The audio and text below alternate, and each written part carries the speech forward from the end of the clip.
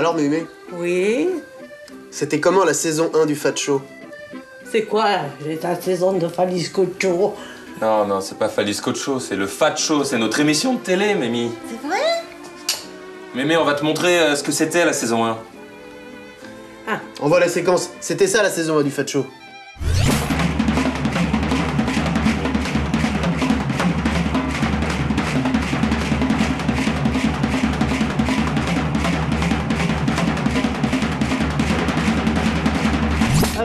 Oh! Alors? J'ai rien compris! Mais rassure-moi, tu vas quand même regarder la saison 2. Oh non. On l'a fait quand même?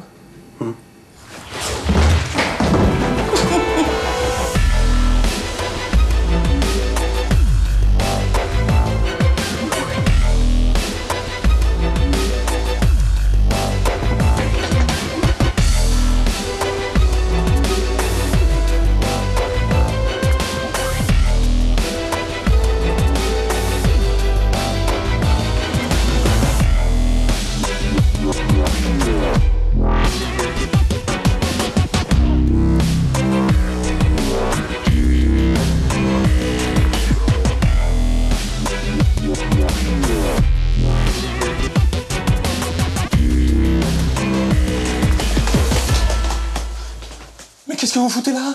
Mais vous êtes virés, c'est nous les présentateurs cette saison. Mais ça se fait pas du tout. Voilà. Allez, dégarpissez, va. Voilà. C'est dégueulasse.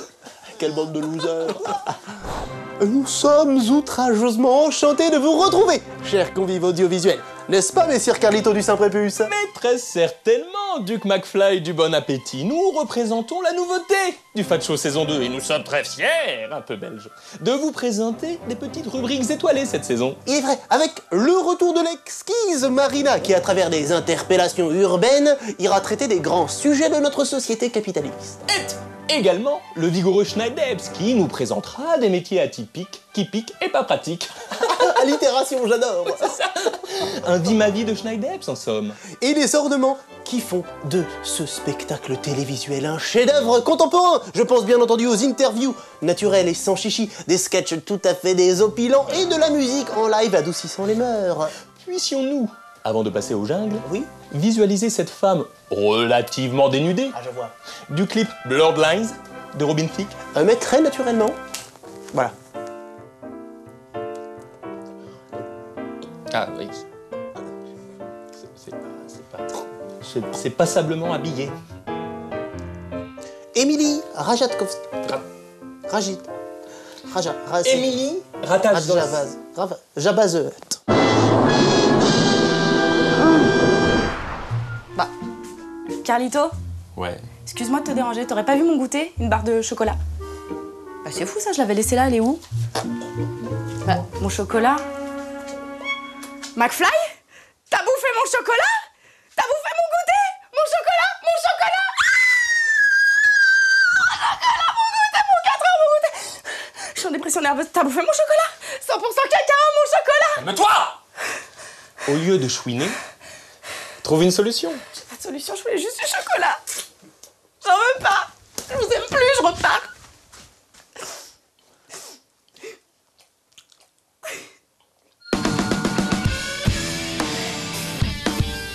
Mais la voilà ma solution, le salon du chocolat. En plus, il paraît que manger 2 carrés de chocolat par jour, ça fait maigrir. Genre, je vais en manger 10, comme ça je perdrai 10 kilos. J'y vais, ciao. Vous aimez le chocolat? J'adore le chocolat. Oui. Vous aimez beaucoup le chocolat? Oui. Vous pourriez en manger toute la journée? Oui. Non, pourquoi non? Mal au ventre? C'est écœurant. Est-ce que vous pensez que c'est bon pour la santé? Ça apporte du magnésium, c'est excellent. Avec modération. C'est-à-dire? Un petit carré Parce que là, vous êtes en train de vous gaver le fion quand même. Hein. Est-ce que vous prenez des bains de chocolat? Non. Vous avez rien à dire, c'est ça? Non. Vous faites que bouffer ici, c'est ça? Voilà. Vous êtes venu juste pour bouffer? Voilà. Oh putain, moi aussi, allez, ciao. Bonjour, je peux goûter cette petite liqueur? Bien sûr, vous en avez 3. Donnez-moi les 3. Merci. Allez, à la vôtre. Hein. Ah la putain, mais c'est de la vraie liqueur. Bah oui. C'est bon ça. Vous me le prêtez ce truc, comme ça j'arrête.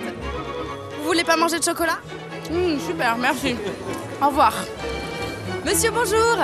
Alors, je voulais savoir si le chocolat était bon pour la santé. Mais bien sûr que le chocolat est bon pour la santé. Le cacao est l'aliment le plus complet que l'on trouve sur la planète. Il y a de tout dedans, sauf du calcium. Il y a même quelque chose qui va vous donner un air détendu et un sourire permanent, qui est la phényléthylamine. C'est l'équivalent des endorphines. Vous savez, les endorphines, c'est ce qu'on appelle la molécule de la bonne humeur. Eh bien, c'est le cacao qui en est chargé. Le plus jeune champion du monde de pâtisserie, il est là et aujourd'hui, t'es carrément jury. Qu'est-ce que le championnat du monde de chocolat alors? C'est un concours qui existe depuis plusieurs années avec des sélections nationales dans chaque pays. Et là, c'est la finale internationale qui s'appelle la World Chocolate Master. Les candidats, il y a 19 pays et ils ont une journée et demie, on va dire, pour présenter une pièce artistique et pour présenter 4 dégustations. Et tu veux me dire que tout ça, c'est en chocolat? Ouais, tout doit être réalisé en chocolat. Il n'y a aucune structure en métal ou en bois ou quoi que ce soit. Tout se mange, vraiment. Les colorants sont alimentaires. Le but, c'est vraiment plus visuel. Bah merci Jérôme. De rien, avec plaisir. On va bouffer? Allez, allez, on va bouffer. J'ai la sensation qu'il y a une fluctuation de la signature de la métrique ici. Oui, non, pas du tout, parce qu'en fait, le groupe de symétrie, puisque là, il y a manifestement une symétrie de droite et de gauche, donc... Oui, perturbé. Pardon, eh oh, les gars. Voilà, on se retourne. C'est Dieu qui vous parle. Eh oui, je sais, ça fait quelque chose. Eh oui. Apparemment, vous êtes les maîtres de la science sur Terre. Vous avez le savoir infini. Et puisque, d'après vous, rien n'est dû au hasard, pourquoi? Oui, pourquoi Nabila possède-t-elle sa propre émission de télé-réalité? Hein? En fait, c'est un effet sans cause. Non, je crois que c'est même plus profond, plus mystérieux que ça. Je sais pas, pour l'instant, il faut qu'on réfléchisse vraiment. C'est difficile.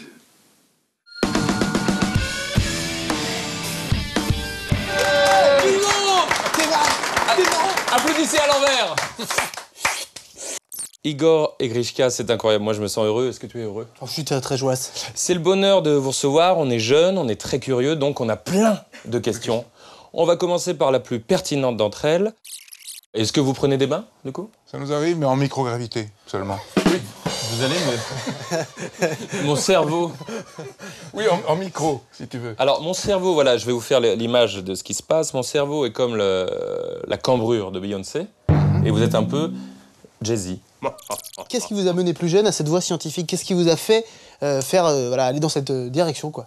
Écoute, il est à peu près 3 h du matin. Notre grand-mère, c'est un 21 juin, nous réveille pour aller assister sur la colline qui surplombe le village au lever du soleil. Et là, pendant toute la marche qui nous amène vers le sommet, elle nous montre les étoiles, les constellations, elle nous raconte l'histoire de l'univers. Et en effet, lorsqu'on arrive sur la colline et qu'on voit le soleil émerger de l'horizon, ça a allumé, je pense, des feux qui ne se sont jamais éteints sur le désir de connaissance, sur le désir d'aller plus loin dans les étoiles.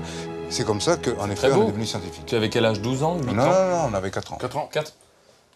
Quel est pour vous, question incroyable qui peut durer 3 heures en termes de réponse, le plus grand mystère scientifique? C'est celui de la singularité initiale de l'espace-temps. Il n'y a aucun doute sur ce point. J'aurais jamais dû Pour demander ça, il faut traverser la barrière du Big Bang à l'envers, donc remonter en fait avant le Big Bang. Et là, on assiste à une transformation de tous les déterminants sur lesquels repose l'espace-temps. Alors là-dedans, il y a de l'hydrogène, on est d'accord, hein? Ah oui. Forcément, il y en a plein.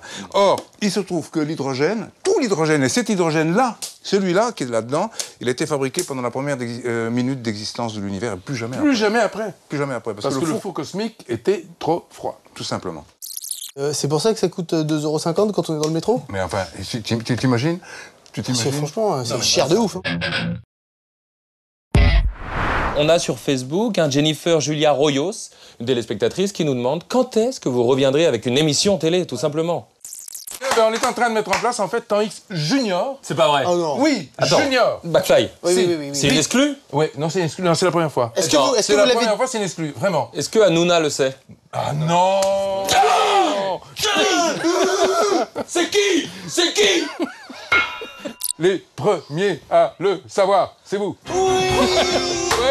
C'est énorme. Je pleure des larmes d'hydrogène. Pi. parlons peu, parlons pi. Dans la vie, nous, on l'utilise pas trop, c'est vrai, faut dire la vérité tous les jours pour caler la caméra, ça nous sert pas trop. Mais apparemment, vous affirmez que c'est capital dans notre existence. Mais capital. C'est capital. On dit que pi n'est pas réglé donc, autrement que par un déterminisme puissant. Si je prends par exemple la décimale 1 milliard, le fameux 9, là, tout à l'heure, je la remplace par un 8. Qu'est-ce qui va se passer? C'est la merde. Oh, le vent. Attends, tu viens de foutre le dawa dans l'univers. Michael Jackson serait vivant. Déjà. Oui, pareil. Et il serait chinois. Oui, exactement. Non, mais c'est voilà. Non, c'est même pas ça, même pas ça. C'est pire que ça. Même pas ça, mais tout disparaît. Tout disparaît instantanément. C'est-à-dire qu'en fait, tu vas détruire le nombre pi, mais tu vas détruire l'univers tout entier, parce que l'univers tout entier dépend de l'existence et de l'intégrité. De l'intégrité, surtout. Jusqu'à l'infini du nombre pi. Qu'est-ce que vous pensez de la télé actuelle? Est-ce que vous pensez qu'elle est en décomposition? C'est une dynamique d'effondrement. Enfin, voilà. Il y a un polygone d'effondrement, c'est ce qu'on appelle finalement en mathématiques un polygone d'évanescence, qui rend effectivement la télévision d'aujourd'hui évanescente. Parce qu'elle est plongée dans sans qu'elle s'en rende compte, dans ce polygone, et petit à petit, elle s'enfonce dans le... Je suis pas sûr qu'elles s'en rendent pas compte, parce que ces dirigeants eux-mêmes s'en rendent compte, peu à peu, si tu veux, l'effroi a fait place à la peur maintenant est remplacée peu à peu par l'angoisse, et la révolte. C'est-à-dire qu'en fait, ils se rendent compte qu'ils sont en train de se dissoudre et que, évidemment, la télé de demain, bon, elle est ici et elle le menace. Et elle le menace de plus en plus. Vous aimez la musique? Oui. Vous jouez de la musique? Oui. Et tout de suite dans le Fat Show, le live des frères Bogdanov avec leur nouveau tube. Wenn wir erklimmen, schwingen in der Une, vagabunde sind wir. Wenn wir erklimmen, schwingen in der Une.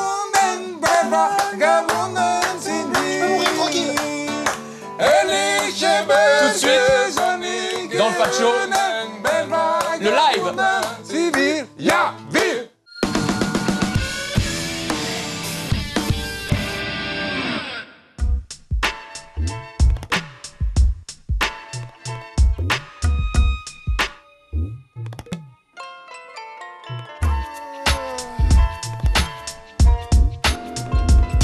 Je dors toute la journée en ce moment. Parce que la nuit, je veille. Je veille. Parce que ma femme me trompe. Ma femme me trompe avec le marchand de sable. Toutes les nuits, ma femme devient vacancière. Elle s'évade tout en arpentant un arc-en-ciel. Elle gambade dans des prairies fleuries, vit des péripéties au milieu d'une oasis et s'embrase dans un hamac sur une île vierge. Sous une cascade pleine de mystères, c'est plutôt salutaire. L'unique souci, c'est qu'elle a retiré ma bague de son annulaire et pratique l'adultère avec un nomade bourré de charme qui l'encourage à savourer le calme, à la fois brave aristocrate, sans cravate, des abatas. Cet homme, ma femme, antisocial, un peu vandale, aime ce don juant polymorphe, endurant comme Polydore, la prend dans des corridors. Je crois qu'elles sont jolies forces. En plus, il est mastoc, il assure comme Phileas Fogg et lui fait vivre des aventures en cinémascope. Lui conte des histoires en latin qu'elle comprend le matin. Tout lui semble dérisoire et plombant, c'est pourquoi il la raccompagne, s'endort parfois au pied du lit. Il m'arrive de marcher sur lui à l'aube, les yeux engourdis. Ma femme me trompe avec le marchand de sable. Ma femme me trompe avec le marchand de sable. Ma femme me trompe avec le marchand de sable. Ma femme me trompe avec le marchand de sable. Ma femme me trompe avec le marchand de sable. Ma femme me trompe avec le marchand de sable. Ma femme me trompe avec le marchand de sable. Ce ténébreux filou, entouré de brume, la couvre de bisous, de bijoux et de plumes. Il lui susurre à l'oreille des insanités. Elle est la terre, lui, une mauvaise herbe bien enracinée. Ses récits l'excitent, elle s'exile au pays des rêves excessifs. Et dans son sommeil, elle s'exprime, crie merci, j'en suis vert et dépressif. Donc chaque soir, je passe à l'attaque, attrape ma femme par la taille pour faire crac-crac. Mais elle me stoppe, paille et me rétorque. T'as vu l'heure, espèce d'insomniaque. Quoi que je fasse, y a toujours un quoi que je passe. Le plus clair de mon temps à nager dans un lac de crasse. Ma poisse est tenace, ma solitude infâme. Il m'arrive de traiter ma femme de prostitute ingrate. L'abstinence est une torture. Ma main droite et mes cauchemars sont mes compagnons d'infortune. J'avoue que je suis jaloux de ce baroudeur nocturne. Il me mène à bout, salit mon humeur et m'importune.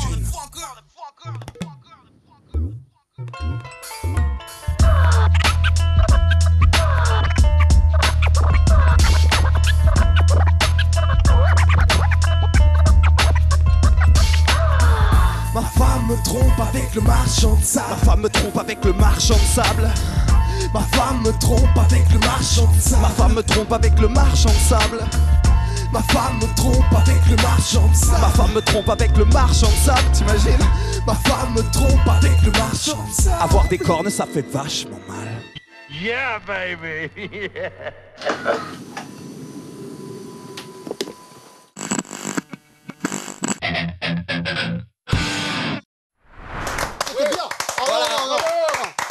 Vous êtes dans le Fat Show. Je n'ai pas les mots. Votre actu, c'est votre livre « La fin du hasard ». De quoi ça parle? Ben, si tu veux, ça parle, comme son titre l'indique, d'une nouvelle interprétation que l'on doit avoir aujourd'hui du hasard. Pourquoi? Parce que jusqu'à présent, on a toujours considéré que les événements qui surgissent comme ça, de manière un petit peu aléatoire dans notre vie, sont attribués au hasard. Or, nous montrons, Grishka et moi, que le hasard est d'une certaine manière programmé. William Thorpe, c'est un mathématicien, il est au MIT, et il a décidé de battre le hasard sur son propre terrain. Et comme il est mathématicien, évidemment, il parle exactement le même langage que lui. Et à coup d'équation, il va jouer dans un casino jusqu'à faire sauter la banque. Et se faire interdire du même coup, parce que, évidemment, le directeur du casino dit « on ne peut pas laisser ce mathématicien continuer à jouer, il est en train de piller littéralement la banque ».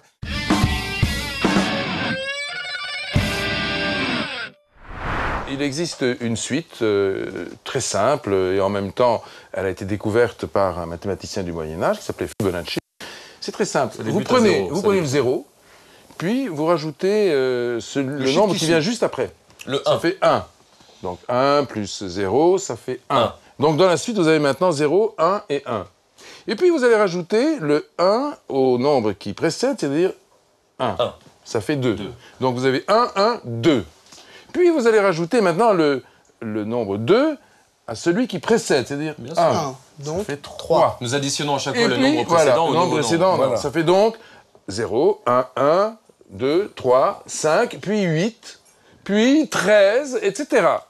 Maintenant, c'est là le miracle. 20, Écoutez bien. voilà. Vous allez voir. Bien. Maintenant, vous allez voir le miracle. Prenez une marguerite au hasard. Au hasard. Ou n'importe quelle fleur. Au hasard. Vous allez regarder et compter le nombre de pétales des fleurs. J'adore celle-là. Au hasard. Ouais. Comme ça, vous prenez. Bien, vous allez trouver des marguerites qui ont 3 pétales, d'autres qui ont 5 pétales, d'autres qui ont 8 pétales, d'autres qui ont 13 pétales, mais jamais 9. Jamais 9. Jamais 10. Jamais 14. Jamais 15. Excusez-moi les gars, c'est complètement fou. C'est fou. Eh ben pourquoi? C'est fou. Pourquoi ça? Simplement parce que le hasard n'a rien à voir dans cette affaire, parce que le nombre de pétales n'est jamais distribué au hasard et qu'il obéit à une suite mathématique qu'on appelle, que je viens de décrire, qui s'appelle la suite de Fibonacci. Voilà. E égale MC2. Ouais. Ça va, c'est bien ça? C'est bien, c'est l'équation la plus célèbre. C'est pas McLesguy, on est d'accord? Qu'est-ce qui est le plus fort? Qu'est-ce qu'on peut retenir de plus intéressant de cette équation, à part les trucs qu'on apprend quand on est au lycée, etc. E égale MC carré? Oui. Oh ben, la chose la plus importante. La chose la plus importante, c'est qu'il existe une équivalence entre, d'un côté, l'énergie et de l'autre, la matière, la masse. Mais également une deuxième équivalence, Igor en a parlé tout à l'heure à propos du code cosmologique, entre l'énergie matière et l'information. Au fond, l'information est à l'origine de tout. Est-ce qu'il y a une fin de notre existence prévue à un moment donné? Oui, de notre univers. Il y a une fin d'abord une fin du système solaire. Le système solaire, lui, il est à la moitié de sa vie. C'est-à-dire que dans 5 milliards d'années, il aura épuisé toutes ses réserves d'hydrogène, on en a parlé tout à l'heure. On a un peu et alors à ce moment-là, on a du temps quand même. Il a genre, en vrai, il a 45 ans, genre. Il a passé la il a 45 ans. Est-ce que nous sommes seuls dans l'univers? Ciao à tous. Non, déjà, excusez-moi, je vais répondre avant vous. Soi-disant, vous êtes... Mais je vais répondre. Il y a les zinzins de l'espace. Les zinzins de l'espace. Oui, c'est vrai. Donc c'est ta question erronée. Si nous étions effectivement des êtres venus d'ailleurs, est-ce que vous croyez qu'on vous le dirait? Bon, mesdames, ne me faites pas chier, achetez ce bouquin. Il est magnifique. Il est magnifique. Est-ce qu'il coûte cher? 20 €. C'est coquin, mais ça va parce que, par exemple, Fibonacci, c'est complètement dingue. Et ça, c'est cool. Voilà. Fibonacci, le hasard, genre, plus de hasard dans votre life. Hein. C'est-à-dire Plus. que genre, Non, tu te lèves, voilà. tu marches dans la merde, par exemple, c'est fini ça. Et puis vous ressortez des trucs en soirée, là, des petites anecdotes, des petites finesses, ça, vous allez pécho de ouf. Vous avez pécho vraiment. De ouf. Pécho grave. Ouais, putain, vous avez la poigne en plus, oh là là. Très très belle poigne, hein. Franchement, c'est dingue. Je vais essayer de sortir de ce lieu, je ne sais pas comment. Vas-y, tourne. Attends, aide-moi. Aide-moi, Aidez-le. Aidez-le. Attends, Oh, je vole. Oh, les gars, je vole. Ça y est, ils m'ont fait voler.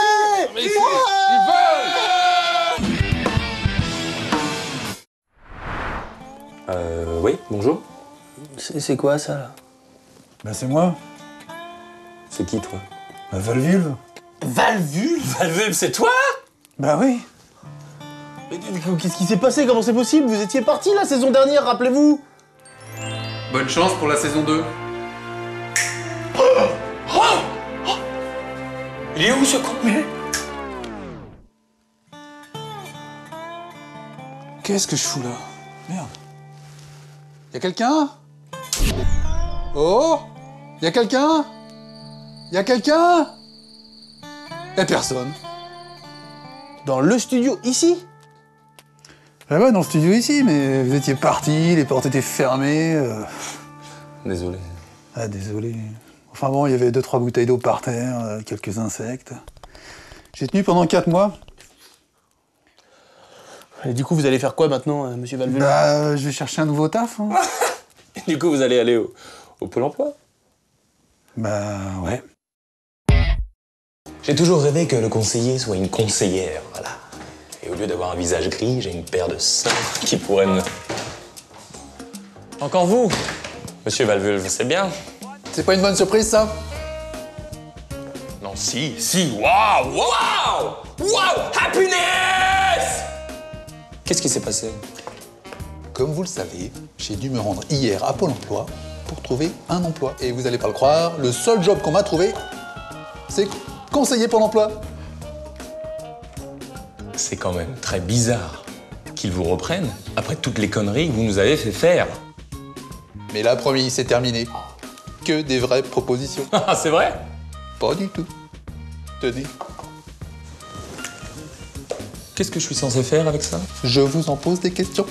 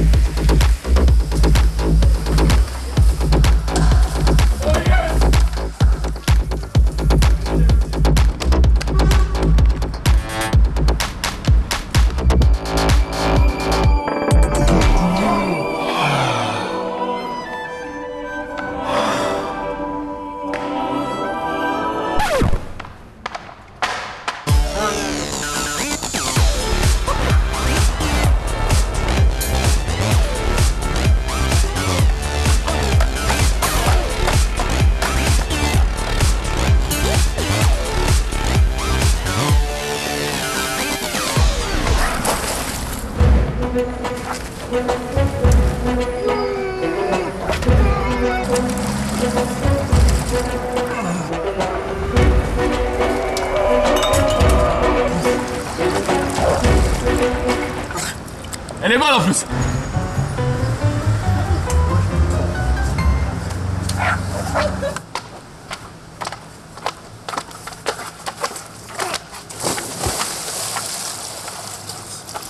Désolé! Je voulais absolument pas te pousser, qu'est-ce que je peux être maladroit!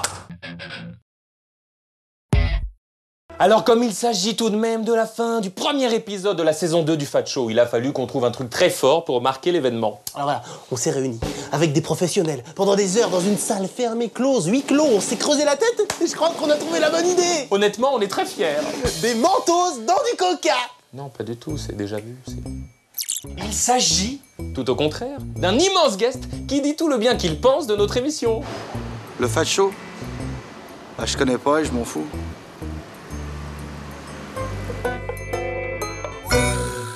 Et nous sommes fiers, en cette saison 2, de vous présenter des chroniques spécialisement Kilik.